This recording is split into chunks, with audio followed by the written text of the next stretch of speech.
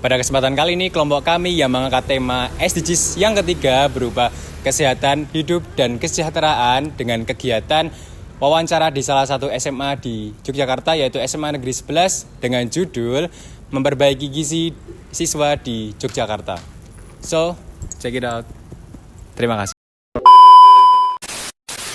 Assalamualaikum warahmatullahi wabarakatuh. Perkenalkan kami dari kelompok 3. Saya Edelwi Suci Anastasia dengan NIM akhir 0047. Dan saya Muhammad Talata Fidosvanto dengan NIM akhir 30072. Aku Juvionatia Puspa dengan NIM akhir 0092. Dan saya Hilda Ayu Kristanti dengan NIM akhir 115. Halo teman-teman, di sini aku Tanti dan ada narasumber aku. Jadi aku sedang berada di SMA Negeri 11 Yogyakarta. Di sini aku mau ngapain ya? Ada yang tahu? Oke. Jadi di sini aku ingin mewawancarai atau bertanya-tanya soal MBG ini diterapkan di SMA Negeri 11 ini gitu.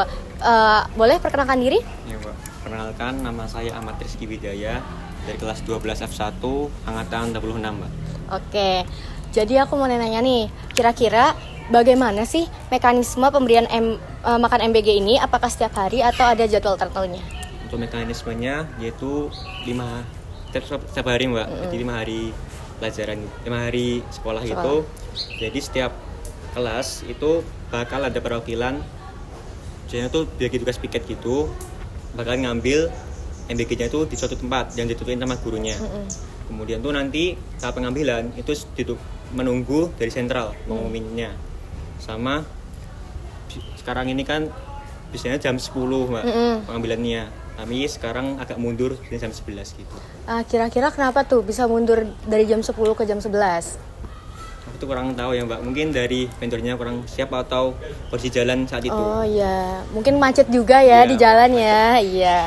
Nah, kira-kira tanggapan kamu bagaimana sih soal makan MBG ini? Apakah tercukupi dengan satu kali makan itu tadi? Kan soalnya kan istirahat ada 2 kali ya, yang diberiin cuman 1 kali istirahat, sedangkan kamu pasti nanti setelah makan MBG tuh lapar lagi atau pengen jajan lagi. Apakah cukup atau gimana? Proses itu udah cukup, Mbak.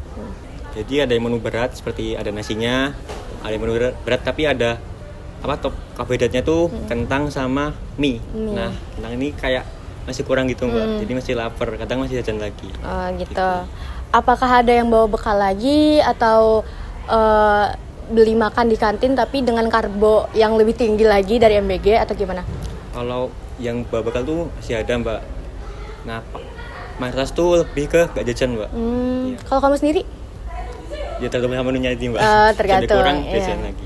Biasanya gimana? Jajan lagi. Oh, jajan lagi. Oke.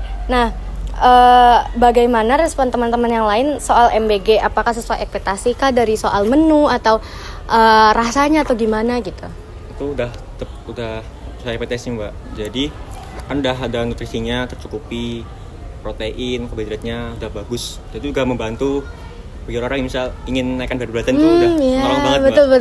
Betul. Saya juga merasa gitu, tertolong gitu, Mbak. Tapi kenyangnya tuh sesaat kah atau kayak belum terpenuhi atau gimana gitu kenyangnya? Udah cukup. Biasanya ada ini nggak kayak susu atau gimana gitu? Ya ada, Mbak. Biasanya susu ada. Oh, tapi gitu. nggak setiap hari, Mbak, itu. Oh iya. Biasanya kan dapetnya kayak tadi kentang, mie gitu kan. Nah itu tuh ada protein lain nggak selain dari situ? Kayak ada buah kah atau apa? Buah itu tetap ada, Mbak. Setiap hari? Dari hidangan MBG itu ada buahnya. Oh ya. Berarti susu itu jarang berarti ya? Tapi itu pas ujian tuh sering, nggak ujian kemarin. Kemarin ujian ya. Iya. Itu nggak nentu sih, Mbak. Nah kalau ujian kemarin itu kan kalian pulang lebih cepat ya berarti? Iya, Mbak. Nah itu dikasihnya jam berapa? Itu pas jeda istirahat, Mbak. Jadi kan ada jam 2 mapel pelajaran. Setiap pagi itu jam dari awal sampai jam 11 itu pulang. Jam 9-nya itu pembagiannya. Tapi menunya tuh nggak makanan berat, tapi makanan ringan seperti snack-snack gitu. Oh, snack-snack aja. Yang penting terpenuhi lah ya untuk makan sehari-harinya gitu. Berarti bedanya kalau saat ulangan dan saat sekolah biasa itu tuh soal porsinya aja kali ya. Soalnya biar nggak ganggu pas belajar. Oh gitu iya mungkin. benar-benar. Berarti kalau untuk saat biasa itu berapa menit? Sekitar 30?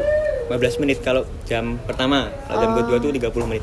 Kalau saat ulangan kemarin itu berapa menit? 30 menit jedanya. Oh, berarti dari jam 9 itu sampai setengah 10.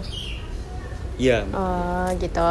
Oke, saya rasa sudah cukup tanya-tanyanya nih. Makasih banget ya, maaf mengganggu waktunya. Makasih banyak ya. Nah, setelah bertanya-tanya dengan siswa, sekarang saatnya aku wawancara dengan ibu kantin. Perkenalkan, saya Edelis. Dengan ibu siapa? Saya di sini anak-anak mengerjai Mbak Ye. Mbak Mbak Ye. Ye gitu. Oh iya, dengan ibu Ye gitu ya. Ya. Saya mau sedikit bertanya ibu, sejak ada program MBG dari pemerintah ini, gimana keseharian atau rutinitas ibu setelah ada program ini? Apakah ada perubahan ibu? Ada Mbak. Sekarang kan itu masaknya sudah berkurang ya Mbak. Ya. Semenjak ada MBG itu cuma masaknya cuma dikit. Kadang-kadang nggak habis. Oh iya, berarti sisa gitu ya Iya. bu? Oh. Tapi kita harus mengurangi target itu loh.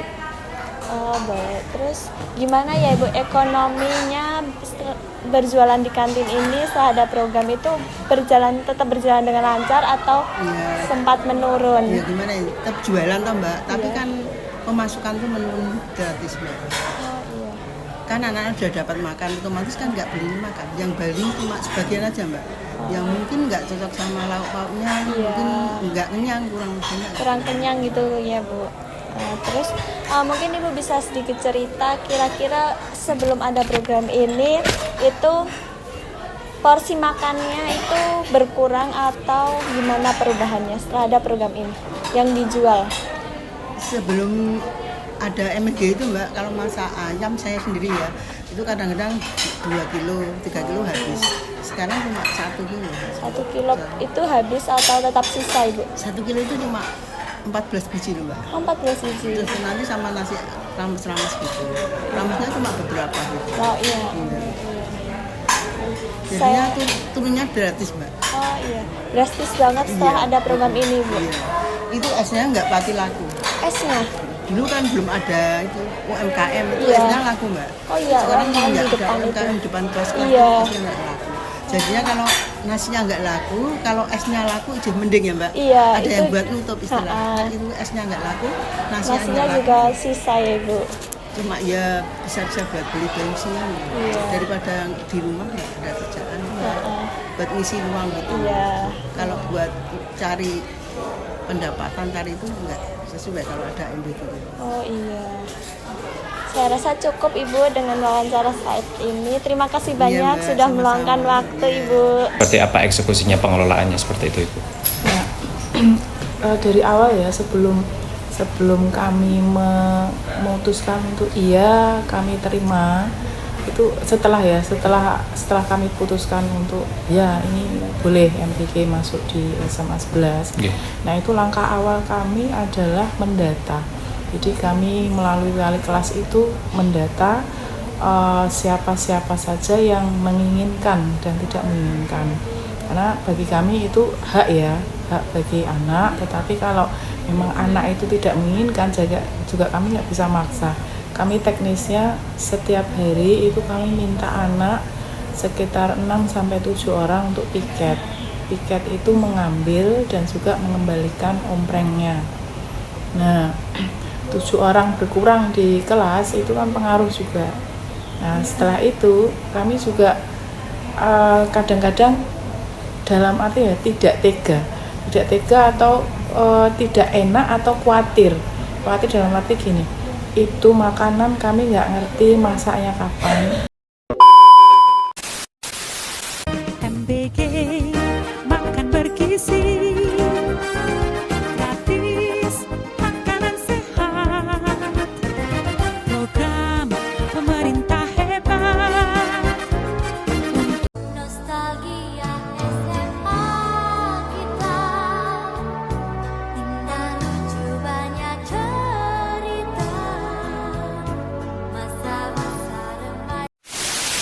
Jadi kesimpulan yang dapat kami ambil dari kegiatan kita yaitu tentang MBG dapat membantu memenuhi gizi siswa sehingga proses belajarnya lebih fokus dan terbantu.